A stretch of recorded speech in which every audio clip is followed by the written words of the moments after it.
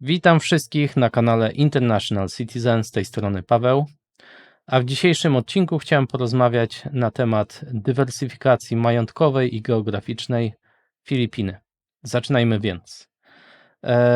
Pierwsza sprawa, którą chciałem wspomnieć, to jest fakt, że to nie jest porada inwestycyjna i ja dzielę się tylko własnymi opiniami na ten temat. Punkt pierwszy to są nieruchomości, zakup. Obcokrajowiec, tak jak we wcześniejszych odcinkach wspomniałem, ma możliwość bycia w 100% właścicielem mieszkania, o ile to mieszkanie jest w bloku, tak zwane kondo. I można pokusić się o stwierdzenie, że nie ma żadnych problemów z tym tematem. Czy to się opłaca, czy nie, to jest inny temat. Ale to nie jest jedyna opcja, bo jeszcze dochodzi druga opcja, kondo hotel. Czyli to jest może mniej popularne niż w Europie, mniej popularne niż w Polsce czy w Wielkiej Brytanii. Chodzi tu o to, że jest jakaś sieć hoteli, która buduje swój nowy hotel i to jest forma dla nich funding, czyli zbierania funduszy. Stajemy się właścicielem pokoju hotelowego i w zamian za to mamy jakby udziały w spółce, udziały w zyskach. W zależności od hotelu możemy na przykład mieć w kontrakcie, że jesteśmy właścicielami, możemy przez 2 tygodnie spędzać powiedzmy w roku czas w tym pokoju hotelowym, a reszta czasu jest nasz czysty zysk. Dla osoby, która nie przebywa na terenie Filipin, to jest najprostsza opcja inwestycyjna, bo nie wymaga naszego wkładu czasowego i jest najmniej ryzykowna. Hotel zajmuje się wszystkim, my się nie musimy martwić o nic, a jak chcemy, to możemy spędzić wakacje. Jeżeli kupimy na przykład 2 pokoje hotelowe czy 3, to wtedy mamy pomnożoną ilość wakacji, którą możemy spędzić w danej sieci hoteli za darmo. Dam przykład tutaj taki. Nie chcę wchodzić w konkretne nazwy, bo w tym odcinku nie skupiam się tylko na nieruchomościach, ale powiedzmy, inwestujemy w 2 pokoje hotelowe w jakiejś sieci hoteli i mamy w tym wliczone miesiąc czasu, za darmo możemy przebywać w którymkolwiek z hoteli tej sieci i możemy sobie zrobić wakacje w różnych miejscach, we wszystkich tych, w których ta sieć hoteli ma swoje placówki. A zyski możemy potem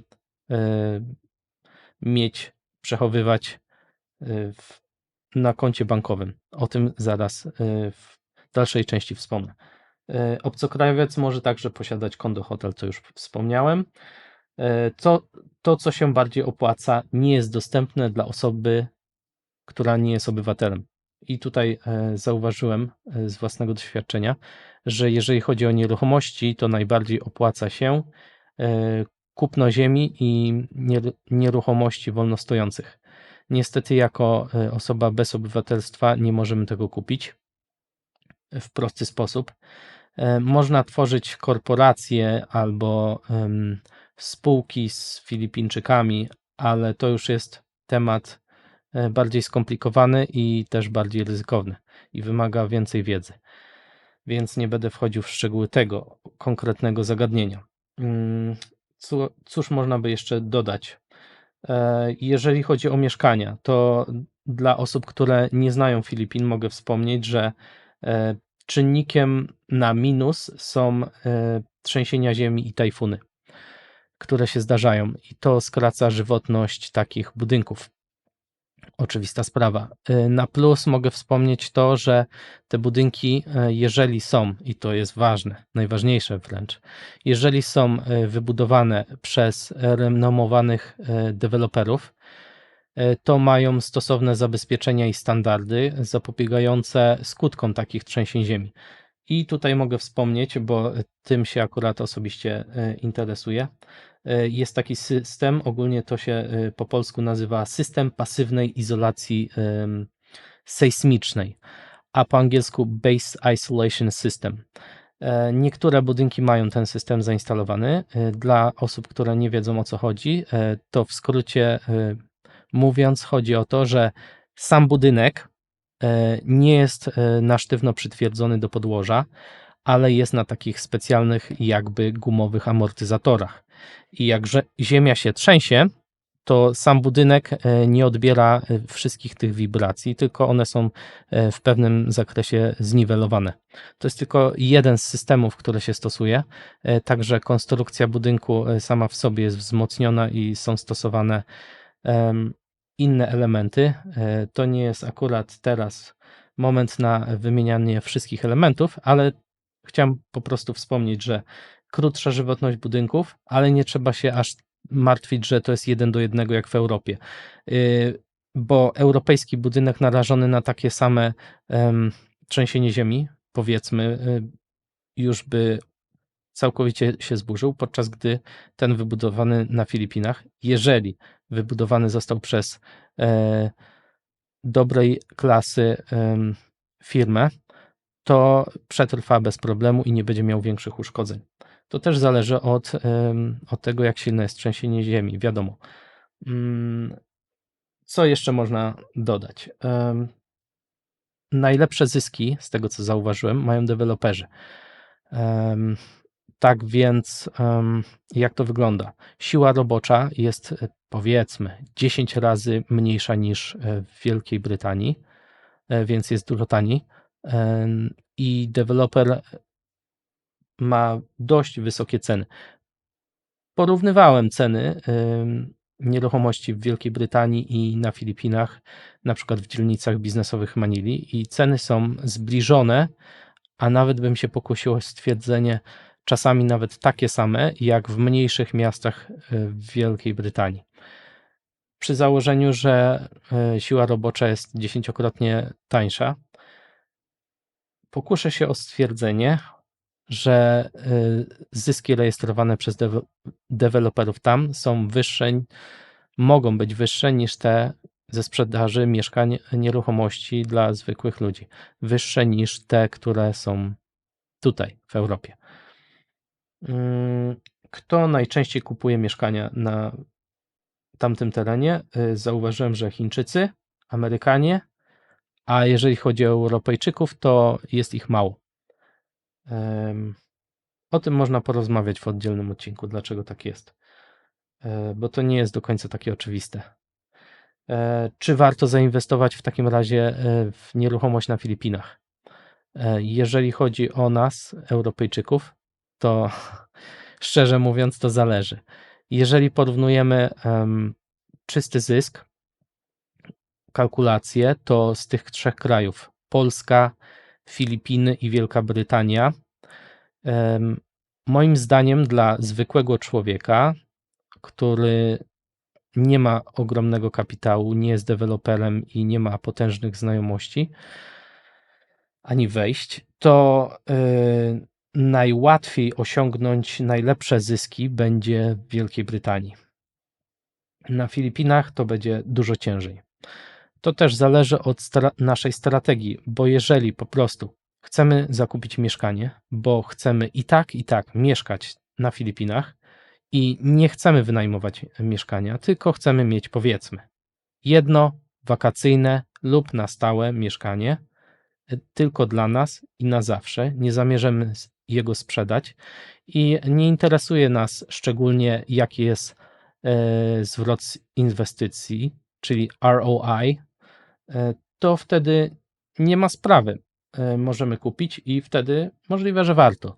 Ale jeżeli interesują nas takie czynniki jak return of investment i jaki jest procent, to wiadomo, że w Wielkiej Brytanii będzie ten procent znacznie wyższy. Bez porównania. Chociaż są wyjątki, od każdej reguły są wyjątki, ja sobie zdaję z tego sprawę, ale ogólnie rzecz biorąc, na Filipinach mieszkania, jeżeli chodzi o dobre dzielnice, to ceny są porównywalne do europejskich, a zyski z wynajmu niestety, ale są niższe.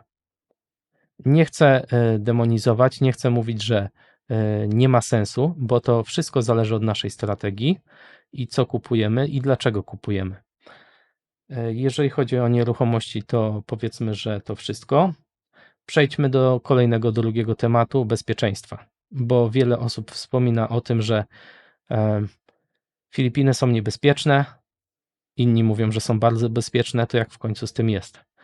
Ja staram się bardziej obiektywnie podchodzić do tematu i jeżeli chodzi o bezpieczeństwo na Filipinach, to bym powiedział, że ten kraj ma inną charakterystykę i jak będziemy patrzeć po europejsku, to źle patrzymy. Każdy kraj ma inną charakterystykę. Po prostu, jeżeli chodzi o Filipiny, to trzeba zrozumieć, jak ten kraj działa i kim tam jesteśmy. Jako biały Europejczyk będzie nam może trudniej, jeżeli będziemy podchodzić po europejsku, ale jeżeli przestawimy myślenie na filipińskie i zastosujemy zdrowy rozsądek, jak zawsze, to nie powinno być problemów. Dla turystów, którzy przyjeżdżają, są rozsądni i poruszają się po miejscach turystycznych, ja uważam, że kraj jest bezpieczny. Nie ma żadnych problemów. Jeżeli chodzi o mieszkanie na stałe, to zależy, co kto lubi. Bo jeżeli ktoś się uprze, to może udowodnić, że będzie mieszkał wszędzie.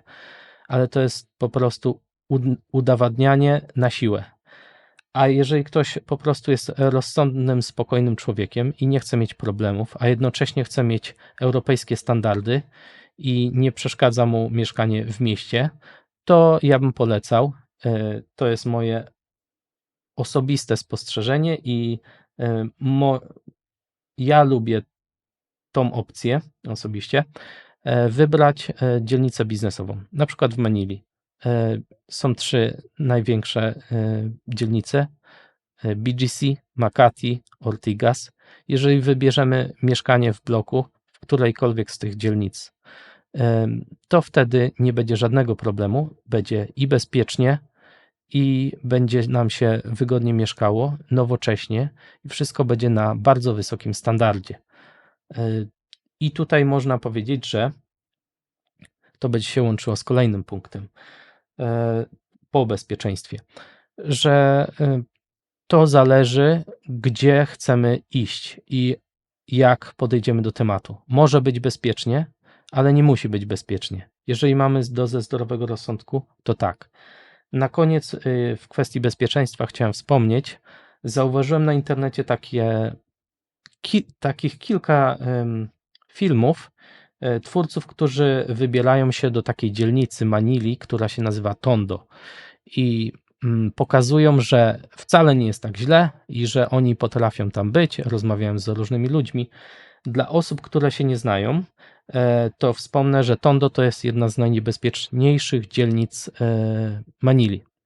I jeżeli chodzi o tą dzielnicę, to nikt, kto ma odrobinę zdrowego rozsądku, nie decyduje się, żeby wybierać się tam, jeżeli chodzi o Europejczyka. Bez powodu ani nie decyduje się na zakup nieruchomości w tej dzielnicy.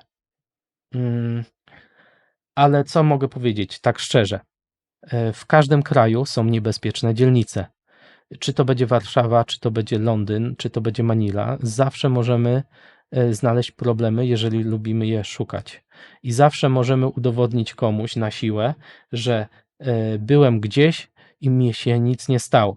Ale ja mówię ogólnie, że recepta na bezpieczeństwo. Poruszajmy się w miejscach, które są bezpieczne i nie szukajmy problemów. Poznajmy lokalne miejsca, gdzie możemy być, a gdzie nie możemy być. I będzie wszystko w porządku. I ja bym powiedział, że taka zasada jest dobra do zastosowania wszędzie. Kolejny punkt to jest przechowywanie złota. Skoro mówimy o dywersyfikacji majątkowej i geograficznej, to wspomnijmy o przechowywaniu złota. Zakup złota.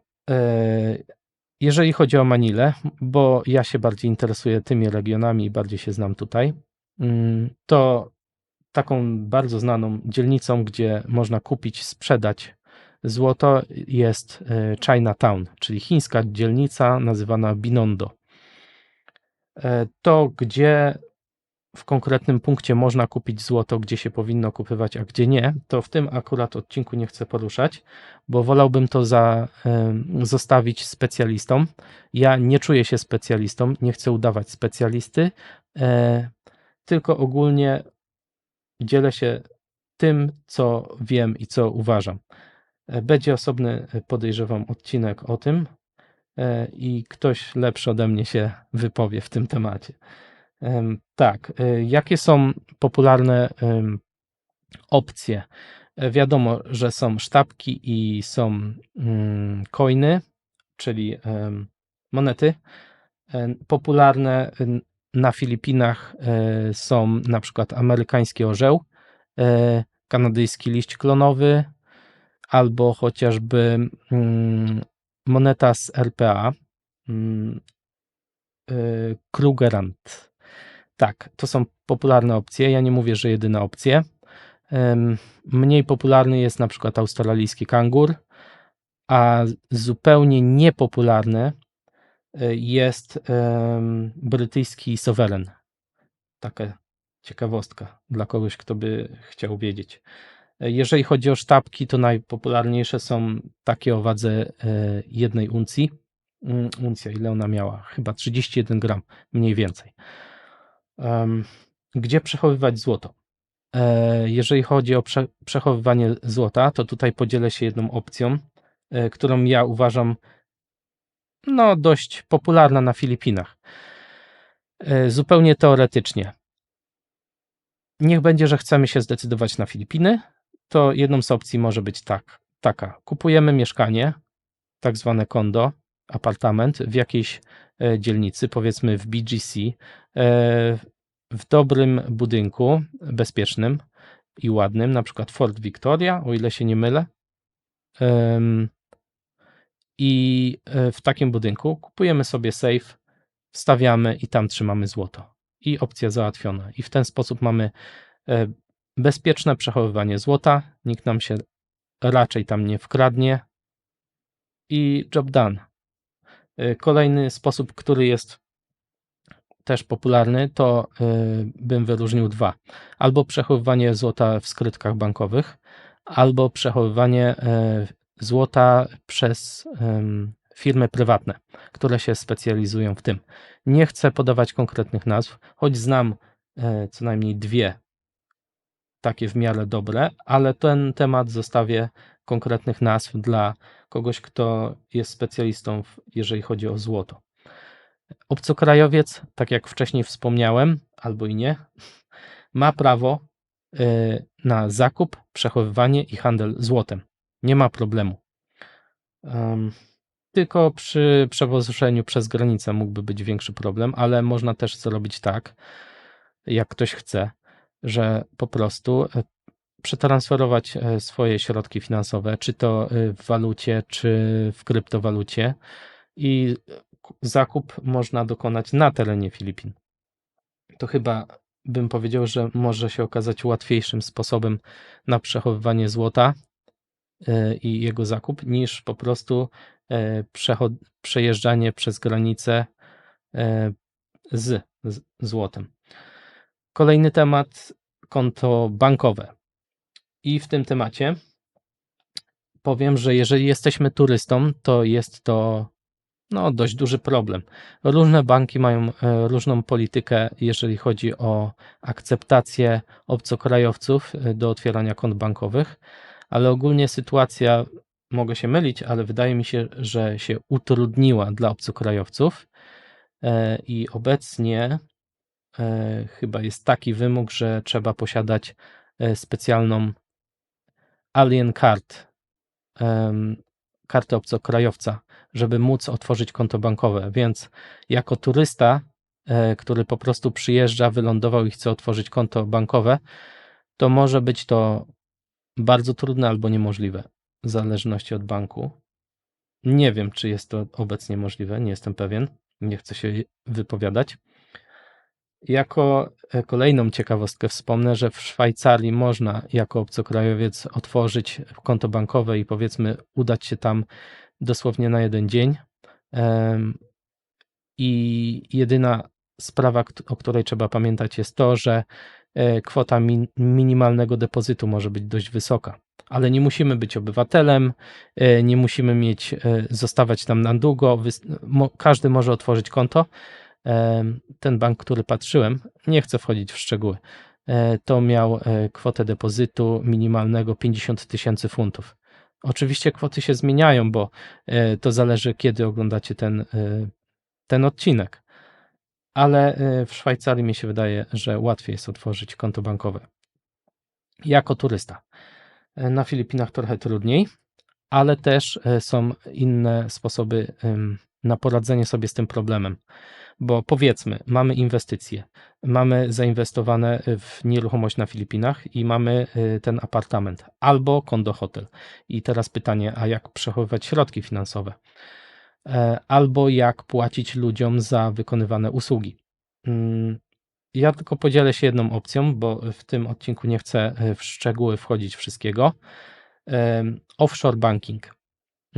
W Wielkiej Brytanii jest taki bank internetowy, taka usługa finansowa, taki bank, że tak powiem, który się nazywa Wise i on ma opcję offshore banking i dzięki tej usłudze możemy przechowywać pieniądze na przykład w brytyjskich funtach, w polskich złotówkach, w filipińskich peso i możemy mieć możliwość posiadania lokalnych danych bankowych.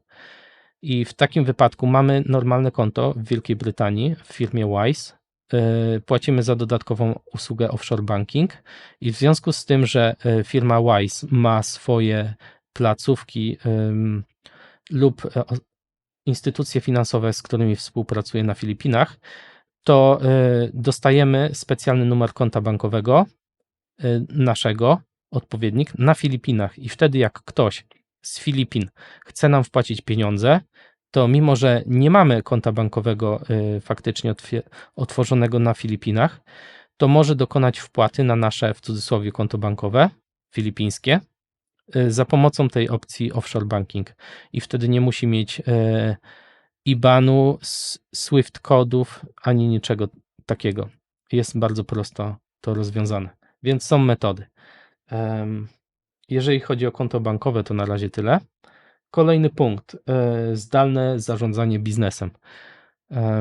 Czy jest możliwe? Jeżeli mamy tą opcję, że kupiliśmy kondo hotel, to jak najbardziej, bo tylko czerpiemy zyski, nie musimy się tym zajmować. Jeżeli chodzi o kupno mieszkania na wynajem, to możemy to też zdalnie robić. Znam osoby, które to robią zdalnie.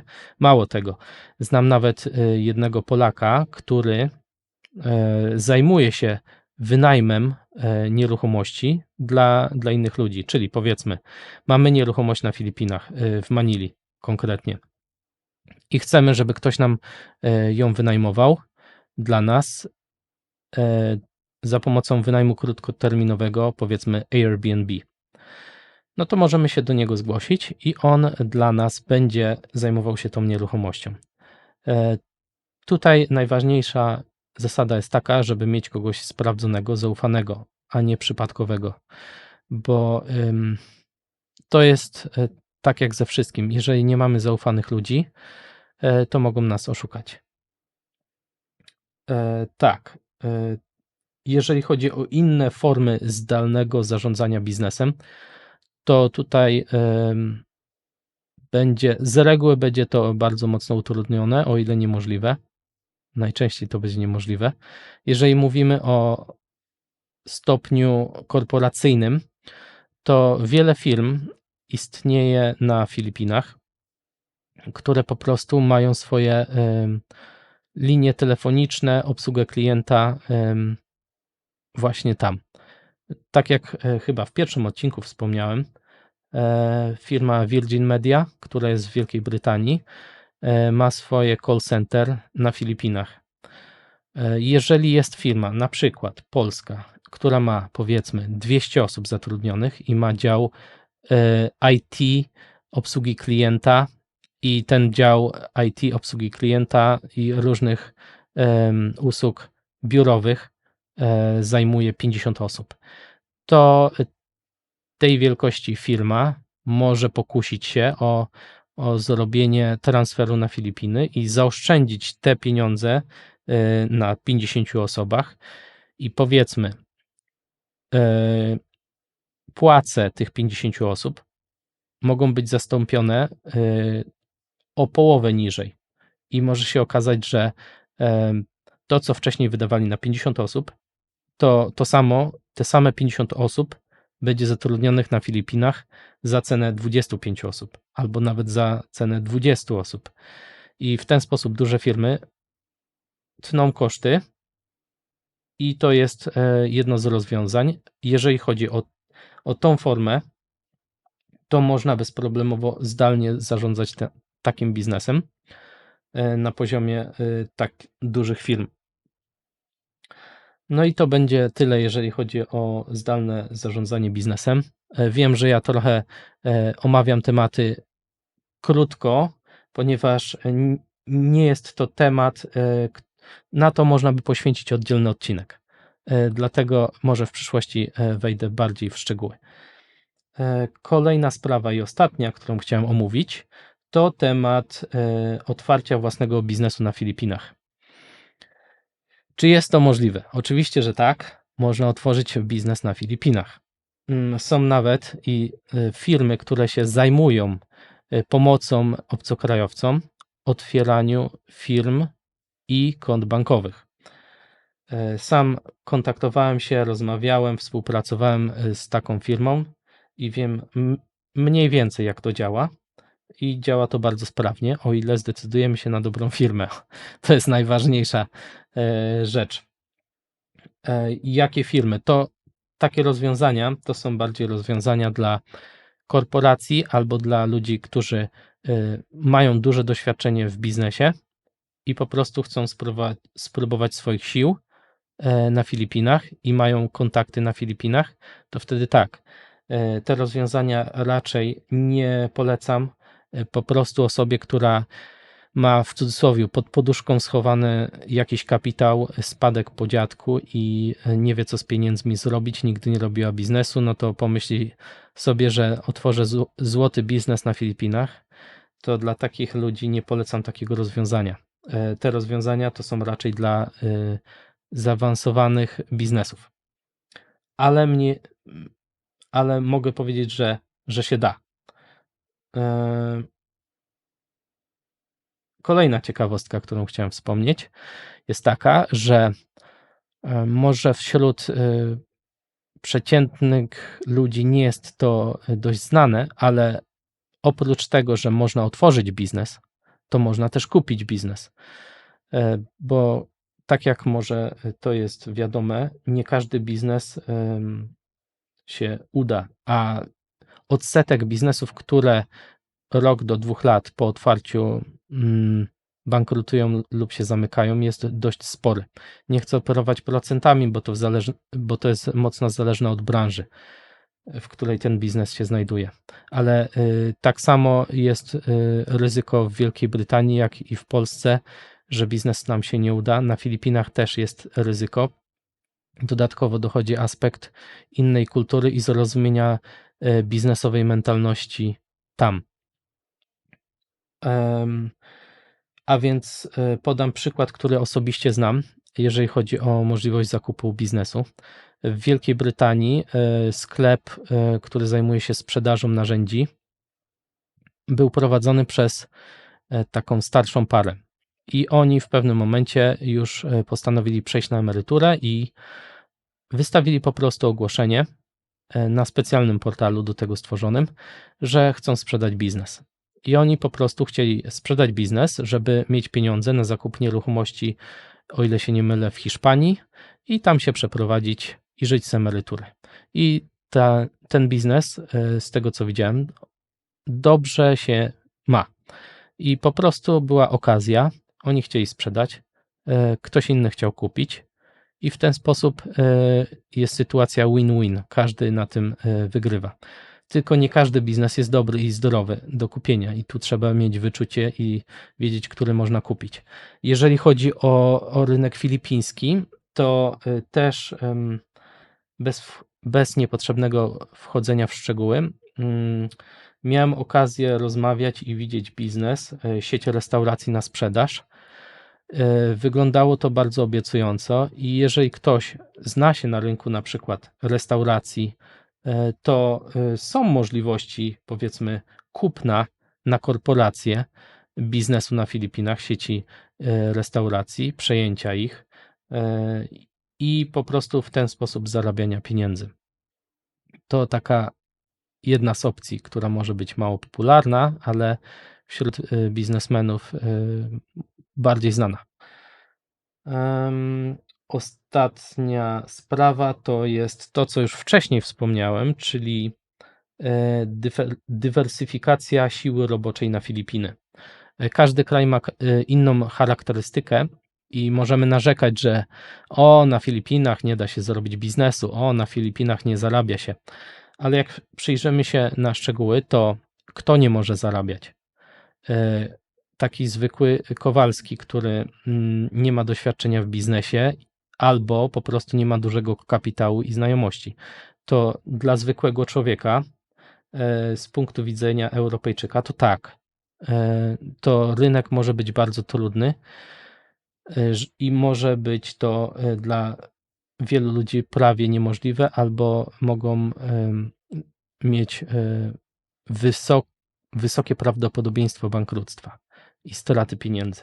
Ale jeżeli popatrzymy na to, co oferują Filipiny i jaka jest ich charakterystyka, to możemy, jeżeli mamy dużą firmę, pokusić o zdywersyfikowanie siły roboczej, tak jak wcześniej wspomniałem. I w tej kwestii tutaj są możliwości. W innych kwestiach też, ale to będą bardziej gałęzie ekonomiczne, które są abstrakcyjne dla przeciętnego człowieka. Mi się wydaje, że jeżeli chodzi o dywersyfikację geograficzną, majątkową, mniej więcej zarysowałem temat. Moja opinia jest taka, że jeżeli ktoś ma dodatkowe pieniądze i nie rzuca w ogień całego swojego majątku, tylko przeznacza taką małą porcję swoich pieniędzy, których nie boi się stracić, to nie ma problemu, żeby zainwestować, kupić sobie na przykład mieszkanie wakacyjne, które może się stać mieszkaniem także do mieszkania na stałe albo w razie sytuacji wyjątkowej, która zadzieje się w jego regionie. Warto mieć opcję B. Ja uważam, że jako opcja B to nie ma problemu, to jest dobry kierunek i warto się nad tym zastanowić. To tyle w tym odcinku. Zapraszam do oglądania. Cześć.